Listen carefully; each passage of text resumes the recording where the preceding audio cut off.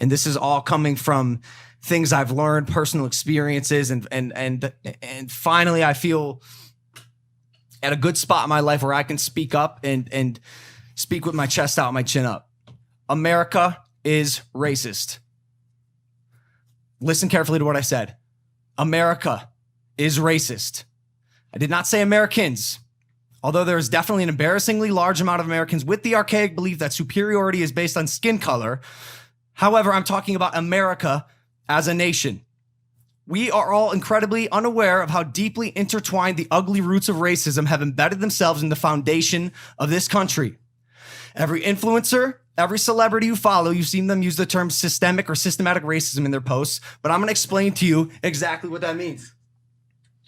13th Amendment, 1864, slavery is abolished. Problem solved, right? Not quite. There is a criminality clause conveniently nestled in that amendment that says, neither slavery nor involuntary servitude, except as a punishment for crime whereof the party shall have been duly convicted, shall exist within the United States, or any place subject to their jurisdiction. So you're free, unless you're a criminal. Best way to keep blacks as slaves legally is criminalize them. Keep them in prison, take their freedom.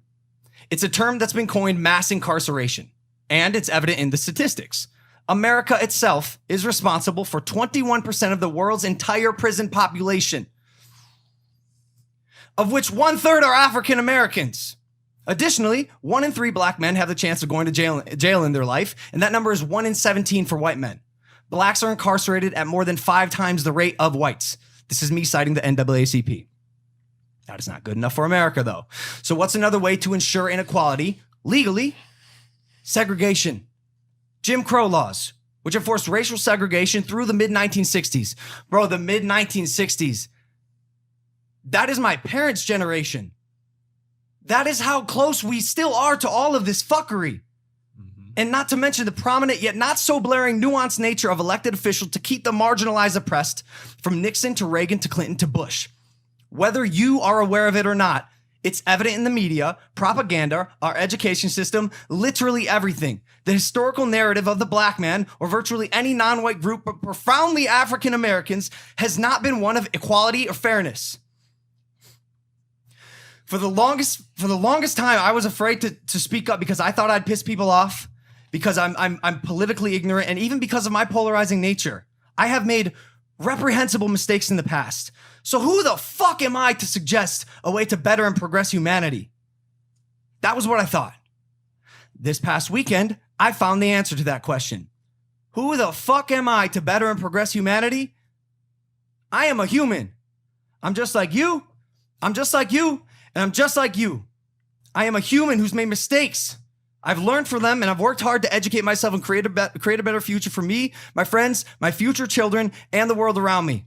It's 2020, and I'm sure I'll make more mistakes in my life, but one mistake that I refuse to be a part of is the mistake of silence. I will not be a part of a generation that is written on the wrong side of history, and I will not stand by as my fellow humans are brutally and unjustifiably murdered at the hand of the state or any oppressor. Listen closely. One of my biggest learnings from all of this, and I'm embarrassed that it's taken me 25 years to realize this. It is not enough to be not racist. You have to be anti-racist. Yes. Condemn those who feign superiority because of the color of their skin. Friends, hold friends accountable. Hold your family accountable. Hold yourself accountable. And most importantly, we must hold our authorities accountable. Police officers, politicians, policymakers. As Killer Mike said, bully the politicians at the voting booth. Make your voice heard. Attend a protest. Speak up against injustice. If you're white, if you look like me, use your privilege. And for those who do not think white privilege exists, you are fucking blind. You are delusional, and you are part of the problem. I can count on 0 hands the amount of times that I have feared for my life at a routine traffic stop. That has never happened. Half of the reason I'm able to get away with some of my hooligan shit I do in my vlogs is because I'm a white kid. I'm confident that I do not have to fear for my life should the cops show up. Acknowledge and weaponize your privilege. I believe we're going to a protest today. You can bet your fucking ass I'll be in the front line. Knowing all this about America, its racially charged background, its inability to truly treat humans as equals, even after 244 years since its inception. We must now work towards finding the solution. And if you are an influencer or a celebrity friend of mine, I hope you are using your platform to continue to spread the message of solidarity and unity. I do not have all the answers, but I know we must now reverse engineer the system as a collective. We must open our eyes and realize that there is only one race, and that is the human race. On behalf of Breonna Taylor, we must change. On behalf of Ahmaud Arbery, we must advance. And on behalf of George Floyd and the hundreds of others who have been unjustly murdered in this country, we must evolve.